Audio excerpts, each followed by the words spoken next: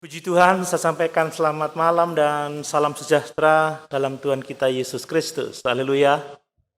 Haleluya. Sungguh kita bersyukur kita boleh kembali bersama-sama beribadah kepada Tuhan.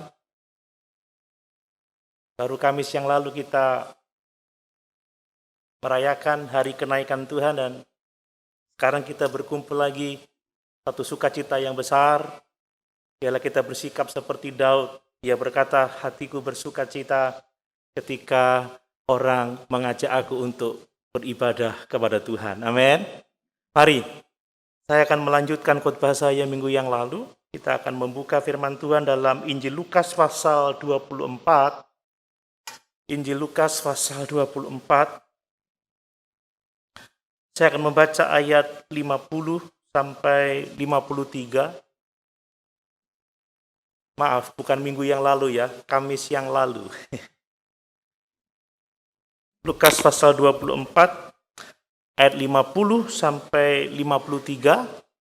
Demikian firman Tuhan. Lalu Yesus membawa mereka keluar kota sampai dekat Betania. Di situ ia mengangkat tangannya dan memberkati mereka. Dan ketika ia sedang memberkati mereka, ia berpisah dari mereka dan terangkat ke surga. Mereka sujud menyembah kepadanya, lalu mereka pulang ke Yerusalem dengan sangat bersukacita. Mereka senantiasa berada di dalam bait Allah dan memuliakan Allah. Puji Tuhan. Kita telah melihat bersama-sama bahwa kenaikan Yesus ke surga tidak mendatangkan duka cita bagi para murid-murid pada waktu itu, sebagaimana biasanya perpisahan itu selalu mendatangkan duka cita. Tapi yang kita lihat sungguh luar biasa, bahwa ketika Yesus terangkat ke surga dan berpisah dari mereka, maka murid-murid ini sujud menyembah kepadanya. Sujud menyembah Yesus, lalu mereka pulang ke Yerusalem dengan hati yang sangat bersukacita. Sukacita yang meluap-luap. Dan kemudian mereka begitu setia beribadah kepada Allah. Dikatakan mereka senantiasa berada di dalam bait Allah dan hidup mereka memuliakan Allah. Saudara, telah saya sampaikan pada hari Kamis yang lalu bahwa ada 3 alasan mengapa murid-murid mereka tidak berduka cita karena perpisahan itu. Kenapa mereka justru bersuka cita? Mereka menyembah Yesus. Mereka menjadi orang-orang yang setia beribadah kepada Tuhan. Dan menjadi orang-orang yang hidup memuliakan Tuhan. Sebab yang pertama, bahwa Yesus naik ke surga sebab dia telah menyelesaikan pekerjaannya di bumi, yaitu menyelamatkan saudara dan saya. Amin. Saudara, Yesus telah menyelesaikan pekerjaan penyelamatan itu. Ingat bahwa misi Yesus adalah mencari dan menyelamatkan yang hilang. Dia datang ke atas muka bumi ini bukan untuk dilayani, tetapi untuk melayani dan memberikan nyawanya menjadi tebusan bagi banyak orang. Dan itu telah selesai dikerjakannya. Ketika dia menyerahkan dirinya untuk mati disalib, memikul dosa-dosa kita di dalam tubuhnya sendiri, supaya hanya oleh anugerah Allah dan oleh iman kepadanya, kita semua diselamatkan. Itulah yang mendatangkan sukacita besar bagi para murid. Mereka tahu bahwa Yesus tidak naik ke surga karena dia kalah atau karena dia frustrasi ditolak oleh umat pilihannya sendiri, ditolak oleh dunia, tetapi dia pergi sebab dia telah menyelesaikan pekerjaannya. Dia telah datang dari Bapa dan dia kembali kepada Bapa sebab dia telah mempermuliakan Bapa dengan menyelesaikan pekerjaan-pekerjaan yang telah diberikan Bapa kepadanya. Demikianlah kita telah belajar bersama-sama bahwa kalau kita mau memuliakan Tuhan dalam hidup ini, kita harus menyelesaikan pekerjaan-pekerjaan baik yang Tuhan siapkan bagi kita. Amin, saudara. Itu cara kita memuliakan Tuhan. Kita tidak berbuat baik untuk diselamatkan, tidak. Kita berbuat baik sebab kita sudah diselamatkan. Dan kita melakukannya. Karena kita tahu bahwa dengan menyelesaikan pekerjaan-pekerjaan baik yang Tuhan sudah siapkan bagi kita, itu adalah kehidupan yang memuliakan Tuhan. Lalu yang kedua, kita juga belajar bersama-sama. Mengapa kenaikan Tuhan mendatangkan sukacita besar dalam kehidupan para murid? Sebab melalui kenaikannya Yesus memulai pelayanannya di dalam kekekalan. Yesus mulai pelayanan surgawinya. Saudara, ketika dia di muka bumi ini, dia telah memberikan dirinya dibatasi oleh tubuh jasmaninya.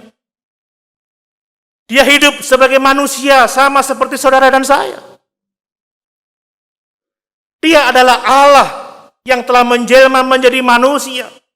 Untuk seketika waktu lamanya, Petrus, Yakobus, dan Yohanes sempat menyaksikan Yesus berubah mukanya. Mereka melihat sekilas tentang kemuliaan Yesus. Tetapi setelah Yesus mati di salib dan bangkit dari kematian, dia naik ke surga. Dia dikembalikan kepada kemuliaannya sebelum inkarnasinya. Dan di surga, dia duduk di sebelah kanan tahta Allah Bapa di surga. Untuk apa? Untuk memulai pelayanannya di sana. Saudara, kenaikan Yesus ke surga itu mengakhiri masa penghinaannya. Dia yang adalah Allah, yang setara dengan Allah. Tetapi merendahkan dirinya, mengambil rupa seorang hamba. Bahkan taat-taat sampai mati di atas kayu salib untuk keselamatan jiwa kita. Dia pencipta langit dan bumi. Untuk sementara waktu direndahkan, dihinakan. Lebih rendah dari malaikat, saudara ya. Tetapi setelah karya keselamatan yang dikerjakannya, maka dia telah dikembalikan kepada kemuliaannya sebelum inkarnasinya. Dia adalah Tuhan segala Tuhan. Amin, saudara. Dia adalah pencipta langit dan bumi. Dia Allah yang berkuasa. Ingat di dalam Yohanes pasal 1 ayat 1 sampai 3. Pada mulanya adalah firman. Firman itu bersama-sama dengan Allah. Dan firman itu adalah Allah. Tidak ada segala sesuatu yang jadi kalau tidak dijadikan oleh sang firman itu. Ayat yang ke-14. Dan firman itu telah menjadi manusia. Diam di antara kita. Dia telah menjadi sepenuhnya Allah dan sepenuhnya manusia. Tetapi dia telah kembali ke surga. Memulai pelayanannya di sana. Dia kembali kepada kemuliaannya. Memang, saudara, tubuh kebangkitan Yesus itu sifatnya kekal. Tetapi di dalam kekekalan, dia adalah raja di atas segala raja. Dia memerintah seluruh alam semesta. Bahkan ada waktunya nanti bahwa semua musuh-musuhnya ditaklukkan di bawah kakinya. Betapa bangganya kita memiliki Yesus. Dia bukan sekedar manusia biasa, dia adalah Tuhan yang menjelma menjadi manusia. Dia penuh dengan kemuliaan dan dia ada di surga memerintah alam semesta. Amin. Dia di surga menjadi pengantara kita kepada Bapa. Dia menjadi pembela kita. Dia bersyafaat untuk kita. Bukan hanya untuk kebutuhan hidup kita hari lepas hari. Tidak. Tetapi dia bersyafaat untuk membela kita dari tuduhan-tuduhan roh-roh jahat, iblis, setan yang menuduh kita. Saudara, Yesus membawa darahnya sendiri kepada Bapa. Dan dia mengatakan, mereka telah aku tebus, mereka telah aku selamatkan. Mereka telah kukaruniakan kehidupan yang kekal. Jadi saudara, dalam kehidupan ini kita masih bergumul dengan daging, saudara ya. Tidak ada seorang pun yang sempurna selama masih hidup di dalam tubuh yang fana ini. Dan tatkala kita berdosa, Yesus menjadi pengantara bagi kita. 1 Yohanes 1 ayat yang ke-9. Jika kita mengaku dosa kita, Allah itu setia dan adil. Allah akan mengampuni segala dosa kita dan menyucikan kita dari segala kejahatan. Amin. Ini yang membuat para murid bersuka cita, saudara. Karena punya pembela, punya juru syafaat, punya pengantara. Siapa yang tidak pernah melakukan kesalahan dalam hidup ini? Setelah kita diselamatkan, kita punya tanggung jawab untuk hidup dalam kebenaran. Tetapi saat kita berdosa, kita punya pengantara kepada Bapa. Itulah Yesus Kristus Tuhan kita yang sekarang duduk di sebelah kanan tahta Allah Bapa di sorga. Amin. Dia telah menyiapkan tempat tinggal bagi kita. Haleluya. Memastikan bahwa satu saat dia akan menjemput kita dan membawa ke tempatnya. Supaya di mana Yesus berada, di situ pula kita berada. Dia telah mengirimkan Roh Kudus-Nya bagi kita untuk menyertai kita selama-lamanya. Sehingga dalam hidup sekarang ini, kita memiliki penolong. Kita memiliki roh yang menyertai kita. Sehingga kehadiran Tuhan begitu nyata dalam setiap kehidupan kita. Kita tidak perlu khawatir, tidak perlu cemas menghadapi segala sesuatu. Sebab Tuhan sekali-kali tidak pernah membiarkan kita. Tuhan sekali-kali tidak pernah meninggalkan kita. Amin. Ini yang membuat murid begitu bersuka cita. Dan hendaklah kita juga bersuka cita sebab Yesus telah menyelesaikan pekerjaan penyelamatan itu. Sebab oleh iman kita telah memiliki hidup yang kekal. Hubungan kita dipulihkan dengan Bapa. Sebab oleh kenaikan Tuhan, Dia telah memulai pelayanan surgawinya. Dia menjadi pembela bagi kita. Dia mempersiapkan tempat tinggal bagi kita. Dan Dia mengaruniakan roh-Nya kepada kita. Itu seharusnya mendorong kita untuk menyembah Tuhan, untuk hidup dalam sukacita, setia beribadah, dan hidup memuliakan Tuhan. Amin. Dan bagian yang terakhir, saudara, mengapa para murid menyembah Tuhan begitu bersukacita? Mereka setia beribadah dan hidup memuliakan Tuhan. Sebab kenaikan Yesus ke surga itu menandakan pelayanan murid-muridnya, pelayanan orang percaya sebagai wakil Tuhan di atas muka bumi ini. Bapak Ibu senang menjadi wakil Tuhan di atas muka bumi ini? Amin. Saudara, itu kehormatan yang sangat besar. Semua orang percaya itu menjadi wakilnya Tuhan di atas muka bumi ini. Sekalipun kita tidak sempurna, kita adalah representasi dari Yesus di atas muka bumi ini. Yang perlu kita ketahui, saudara, untuk menyelamatkan manusia, untuk mengadakan pembaharuan, Sang Firman itu telah menjelma menjadi manusia. Dia adalah Allah di dalam daging. Dia hadir sebagai manusia sepenuhnya, tetapi juga sebagai Allah sepenuhnya. Supaya dia dapat bersimpati terhadap pergumulan-pergumulan manusia. Dan dalam keadaannya sebagai Allah, dia dapat melakukan karya penebusan dosa. Jadi Yesus datang dalam tubuh manusia. Sebagai manusia, maksud saya. Itu adalah cara dia menyelamatkan umat manusia. Sekali lagi dia unik, ya. Kita sama manusia seperti Yesus manusia, tetapi dia manusia sempurna, dia tidak berdosa, dia Allah sepenuhnya, dia manusia sepenuhnya. Tetapi coba mari kita lihat, dia berinkarnasi untuk menjangkau manusia. Berinkarnasi untuk mengadakan karya penyelamatan. Berinkarnasi untuk mengadakan karya pengampunan dosa itu. Dan setelah dia naik ke surga, maka kita, saudara, kita harus mewakili dia di muka bumi ini. Untuk apa? Untuk melanjutkan pekerjaan-pekerjaan yang telah dimulainya selama dia hidup di atas muka bumi sebagai juru selamat. Dan untuk terus memberitakan kebenaran-kebenaran yang telah diajarkan kepada murid-muridnya. Inilah yang membuat para murid mereka bersukacita, mereka hidup memuliakan Tuhan, mereka setia beribadah, mereka menyembah Tuhan. Sebab mereka diberi kepercayaan untuk menjadi wakil Kristus di atas muka bumi ini. Saudara, melalui kehidupan kita, Yesus mau bahwa pekerjaan-pekerjaannya terus dilanjutkan sampai kedatangannya kembali. Amin. Ini yang perlu kita syukuri. Menarik sekali saudara ya, bahwa Tuhan Yesus tidak membawa murid-muridnya ke surga. Mereka ditinggalkan di bumi ini. Mereka kembali ke Yerusalem. Karena masih ada pekerjaan yang harus mereka lakukan demi nama Kristus. Ada pelayanan yang harus mereka lakukan demi nama Kristus. Coba kita lihat ayat yang ke-47 dari Lukas pasal 24 itu.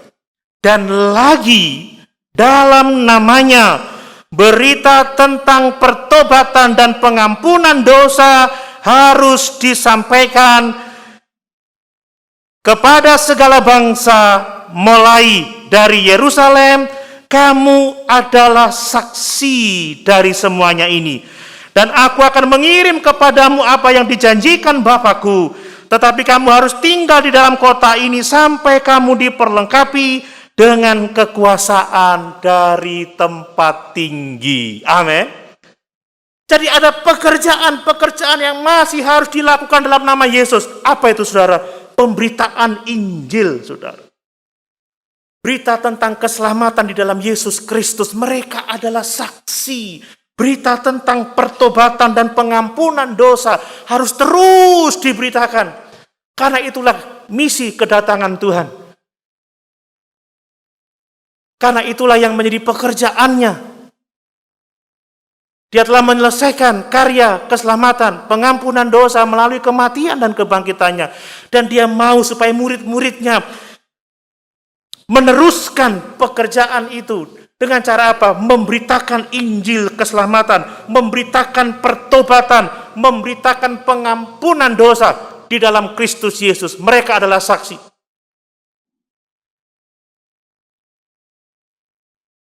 Dan untuk melakukan itu, mereka harus dipenuhi dengan Roh Kudus. Amin. Mereka harus dipenuhi dengan Roh Kudus.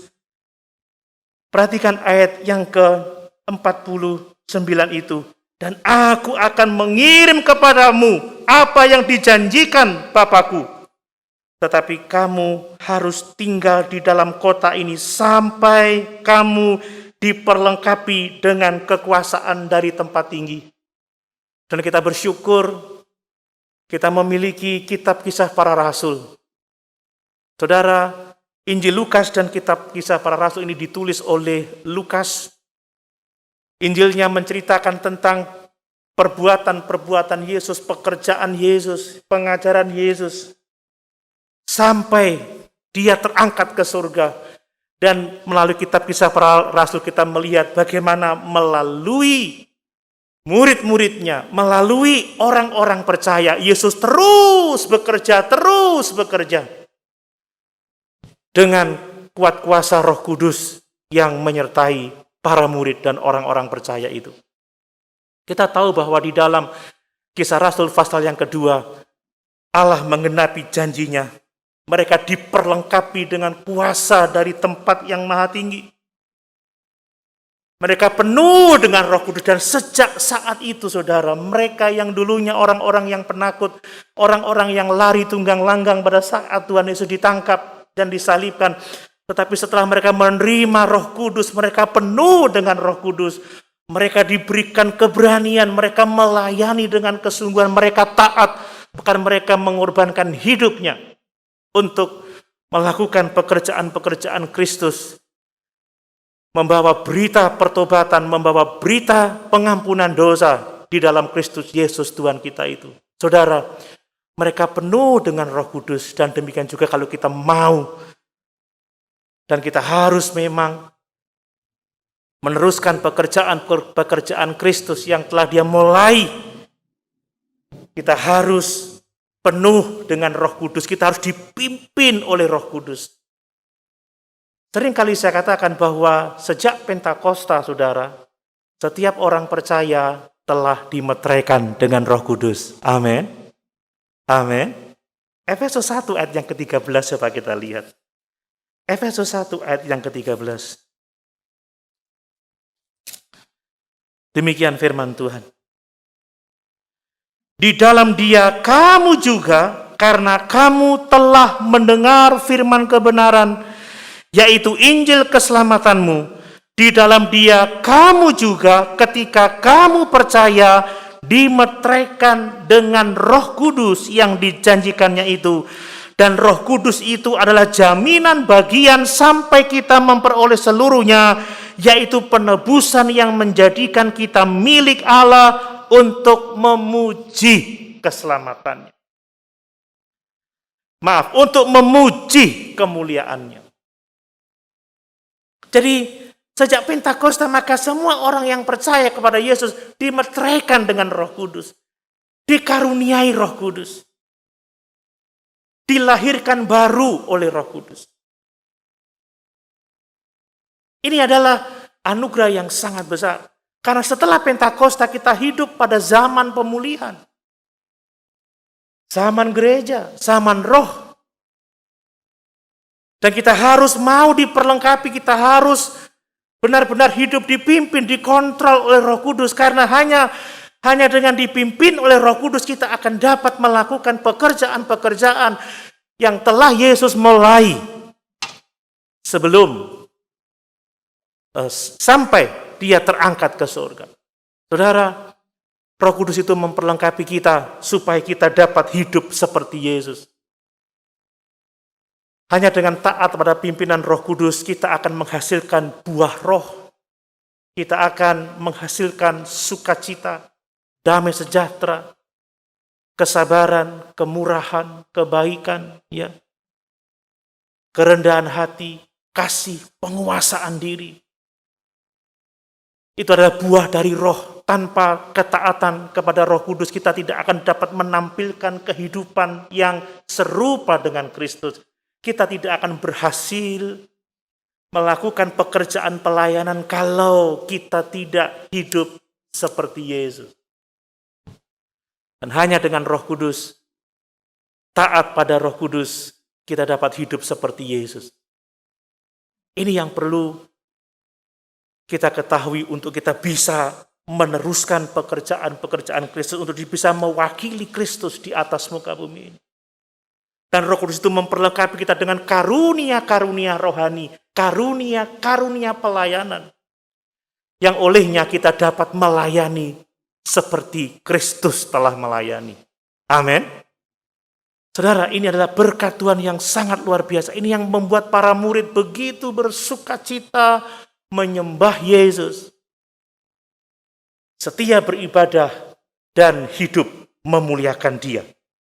Nah, saudara, ada beberapa hal yang kita butuhkan selain kita harus dipimpin oleh Roh Kudus supaya kita dapat menjadi wakil yang efektif, saudara, ya, wakil Kristus yang efektif di atas muka bumi ini.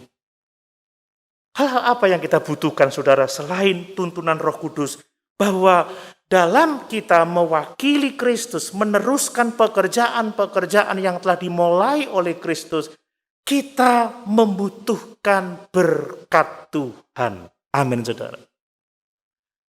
Setiap kita membutuhkan berkat Tuhan, para rasul membutuhkan berkat Tuhan, orang-orang percaya pada masa gereja mula-mula mereka membutuhkan berkat Tuhan untuk mereka boleh berhasil mewakili Kristus, dan demikianlah saudara dan saya saat ini kita membutuhkan berkat Tuhan untuk kita bisa mewakili Kristus, meneruskan pekerjaan-pekerjaan yang telah dimulainya.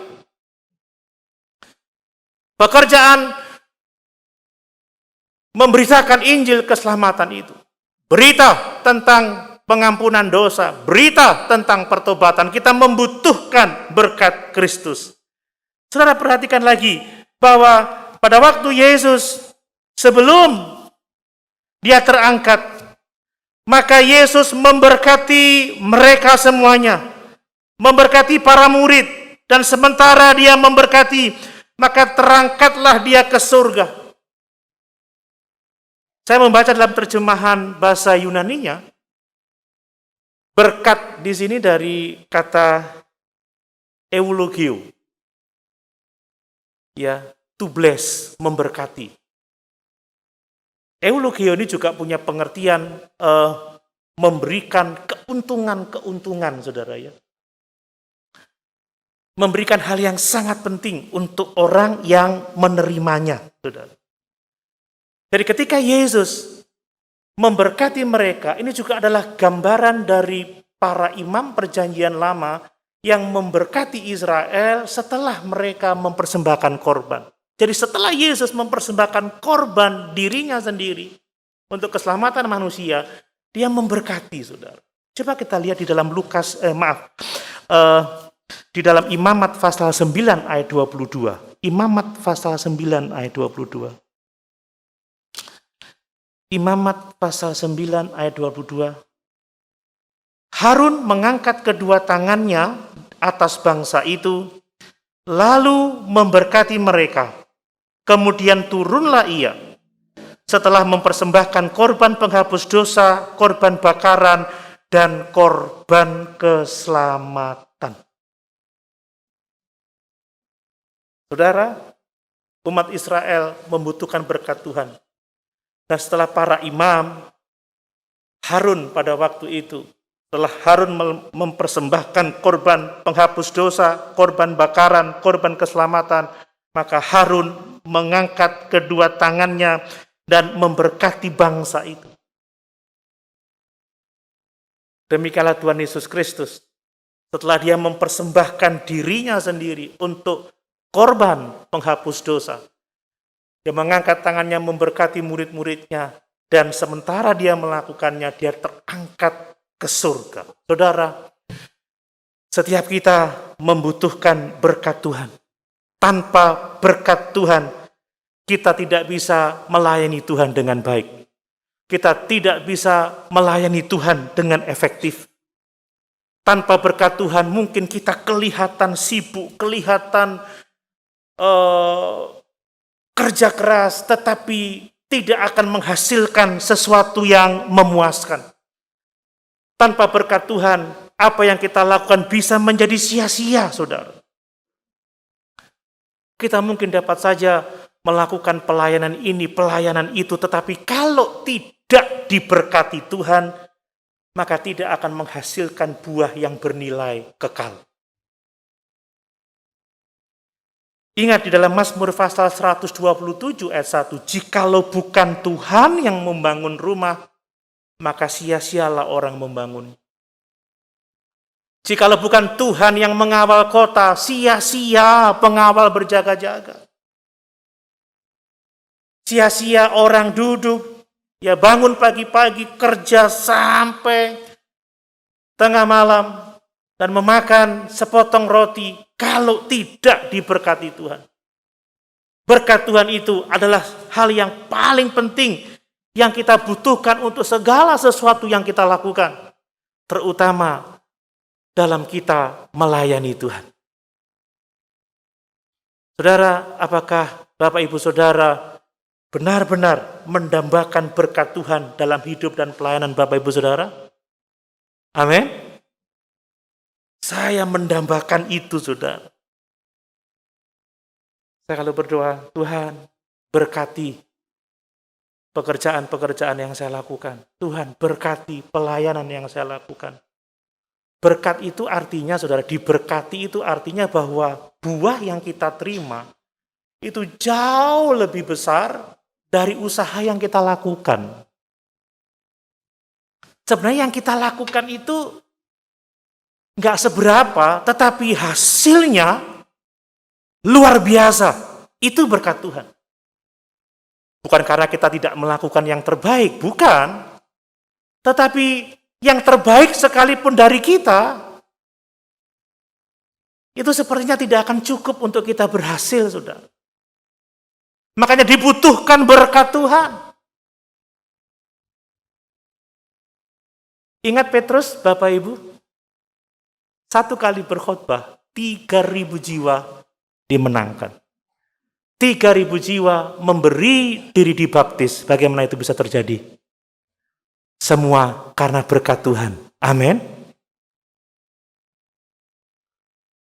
Petrus, dia mewartakan Injil keselamatan. Petrus bukan seorang terpelajar. Dia nelayan. Tidak seperti Paulus, ya, anggota Sanhedrin, pemimpin-pemimpin bangsa Yahudi. Tidak, tetapi karena diberkati oleh Tuhan, dia memberitakan firman. 3.000 jiwa diselamatkan. Setelah Petrus, saudara, menyembuhkan seorang yang lumpuh sejak lahirnya, maka Tuhan membuka pintu bagi Petrus untuk berkhotbah yang kedua. Dan sementara dia berkhotbah, Tuhan menambahkan dengan 2.000 jiwa. Itu berkat Tuhan, saudara. Jadi berkat itu artinya bahwa Tuhan memberikan hasil jeripayah kita yang tidak seberapa itu dengan hasil yang berlimpah-limpah, hasil yang memiliki nilai kekekalan. Ingat Ishak pada masa kekeringan, dia menabur, dia menuai 100 kali lipat. Saudara, menabur di masa kering, tetapi menuai 100 kali lipat. Jadi hasil jeripayah kita itu tidak dapat dibandingkan dengan buah yang Tuhan percayakan kepada kita, dengan hasil yang Tuhan berikan kepada kita, dengan pencapaian kita, itu adalah berkat.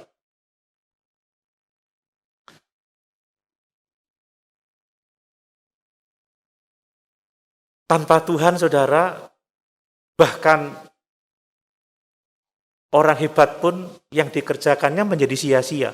Kalau bukan Tuhan yang membangun rumah, sia-sialah orang membangunnya. Siapa yang membangun rumah? Bukan sembarang orang. Pasti ahli bangunan, saudara. Tapi tanpa berkat Tuhan, sia-sia. Hasilnya nggak akan memuaskan, saudara. Kalau bukan Tuhan yang menjaga kota, sia-sia pengawal. Ini bukan pengawal sembarangan, saudara.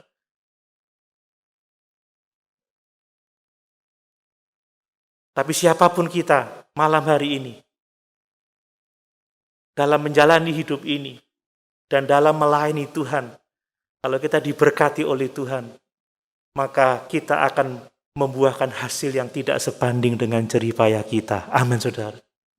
Kadang-kadang kita berpikir, kok bisa ya? Kok bisa ya? Kok bisa ya? Itu semua karena berkat Tuhan, saudara.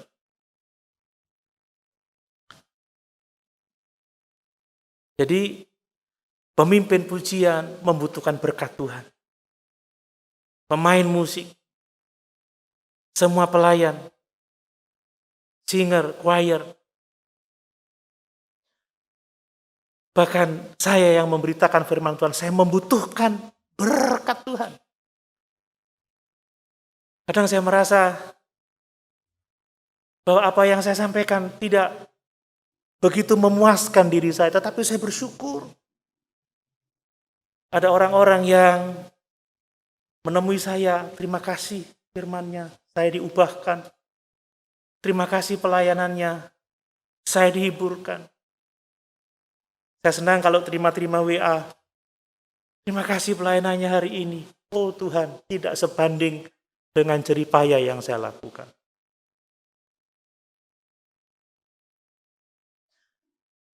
Kalau kita mau berhasil dalam hidup, dan kita berhasil melayani Tuhan, kita membutuhkan berkat Tuhan. Amin.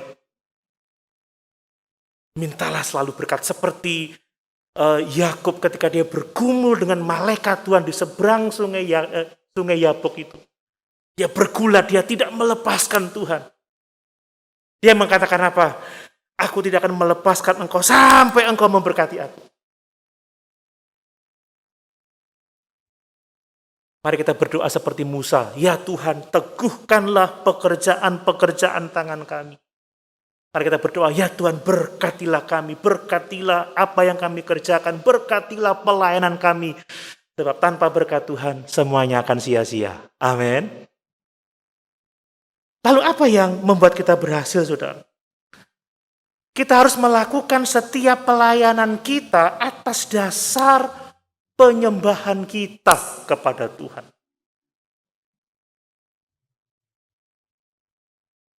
Saya melayani seperti ini, Saya melakukannya sebagai atas dasar penyembahan saya kepada Tuhan.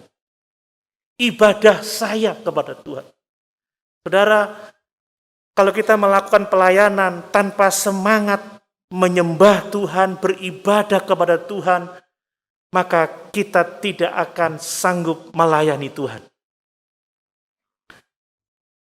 Melayani Tuhan itu tidak mudah. Seringkali berat, ada banyak tantangan.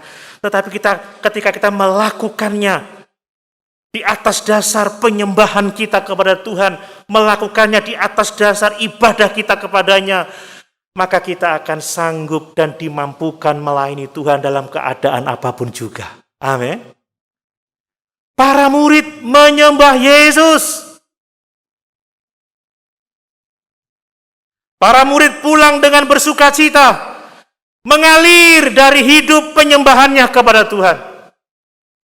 Mereka selalu dalam bait suci karena mereka sungguh-sungguh menyembah Tuhan. Mereka hidup memuliakan Tuhan karena mereka menyembah Tuhan. Jadi pelayanan harus merupakan buah dari penyembahan. Baru kita akan dapat melayani Tuhan dengan sebaik-baiknya, saudara.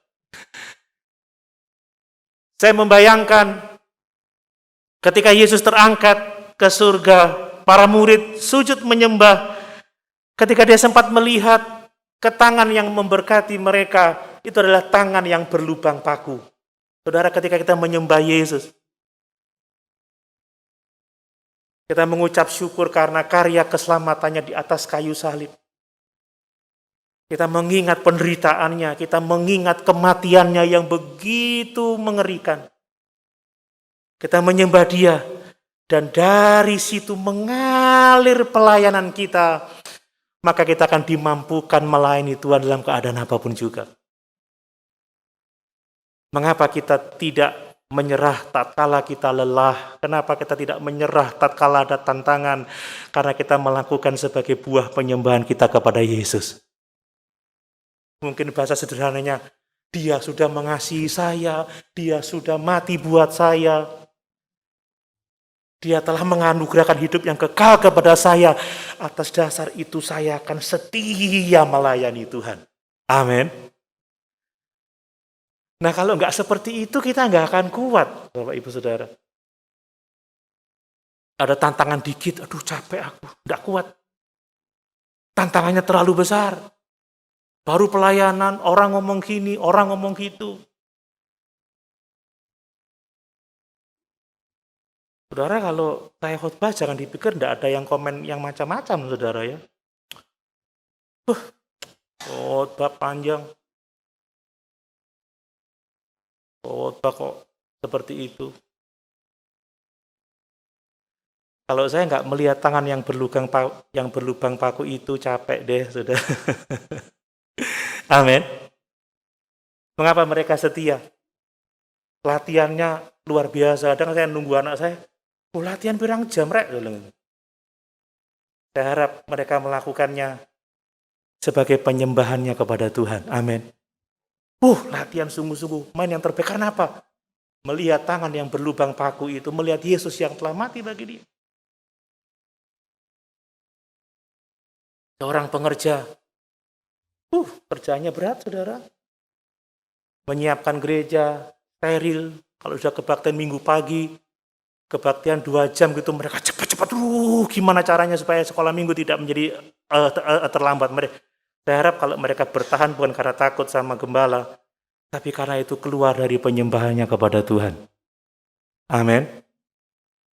Amin.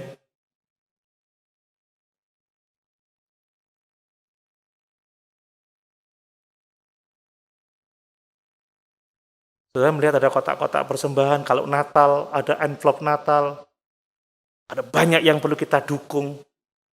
Kadang kita berpikir, sudah hidup susah, masih harus berkorban. Tapi kalau itu mengalir dari penyembahan kita kepada Tuhan, kita tidak akan menyerah karena lelah atau karena tantangan atau karena apapun juga. Amin, saudara. Seperti seorang suami,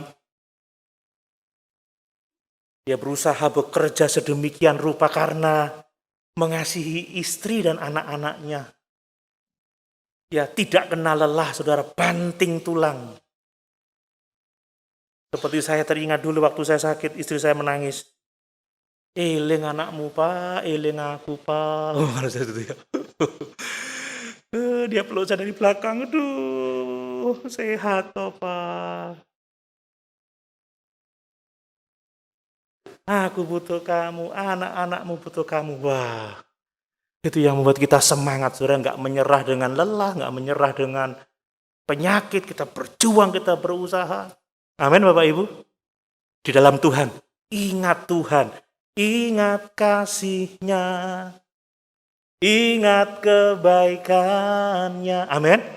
Kita semangat mewakili Dia, semangat meneruskan pekerjaannya, semangat memberitakan Injil, semangat memberitakan kabar keselamatan, selamat memberitakan pertobatan, selamat memberitakan pengampunan dosa di dalam Yesus.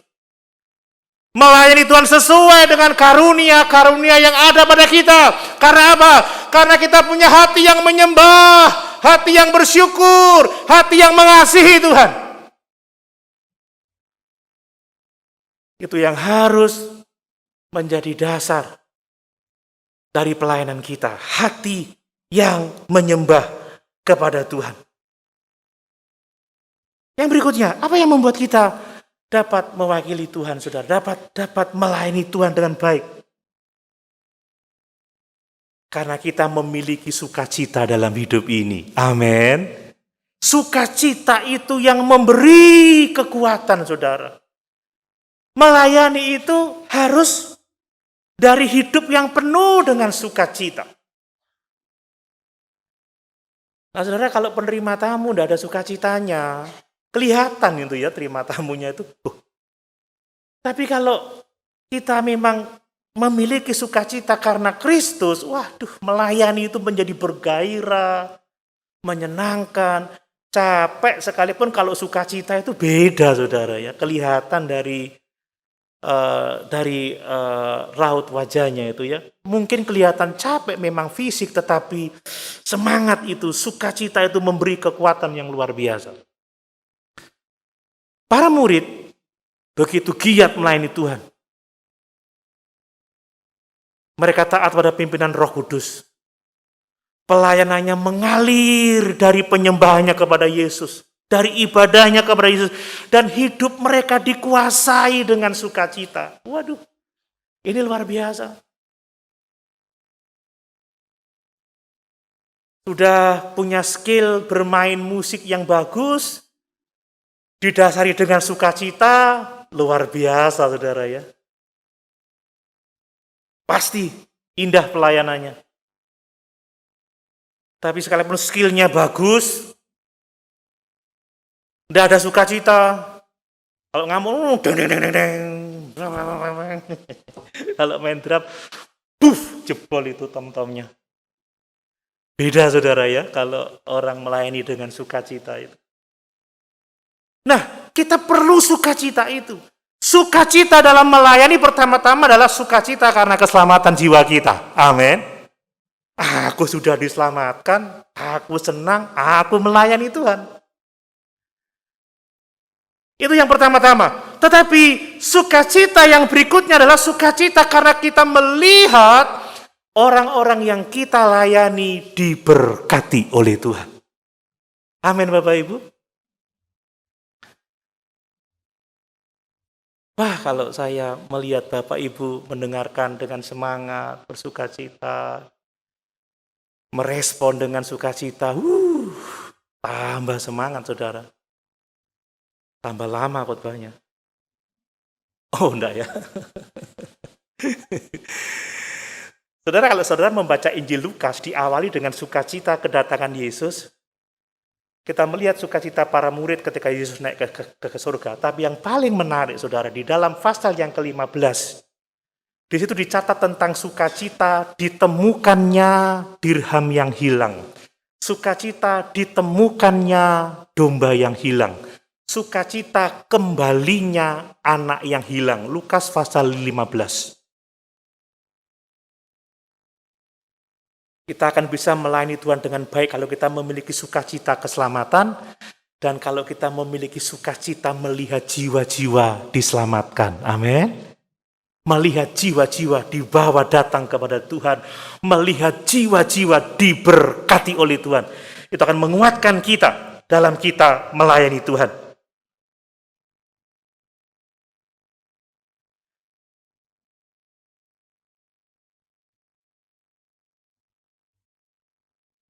Dan yang terakhir, saudara, kita akan dapat melayani Tuhan dengan baik kalau motivasi saya dan saudara satu, yaitu untuk memuliakan Tuhan. Amin.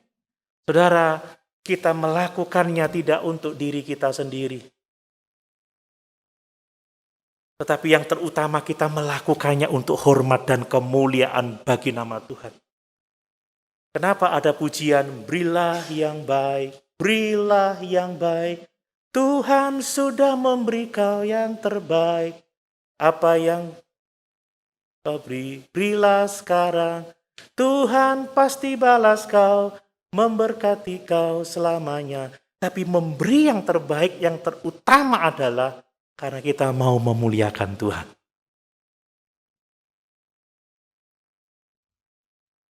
Pelayanan kita akan efektif. Pelayanan kita akan berhasil kalau kita mau taat dan setia pada pimpinan Roh Kudus. Kalau kita melayani keluar dari ibadah kita, penyembahan kita kepada Tuhan. Kalau kita melayani dari hidup yang penuh sukacita, sukacita karena keselamatan kita sendiri dan keselamatan orang-orang yang kita layani. Pelayanan kita akan efektif kalau apa yang kita lakukan, kita persembahkan untuk kemuliaan Tuhan. Amin. Mari sama-sama kita berdiri.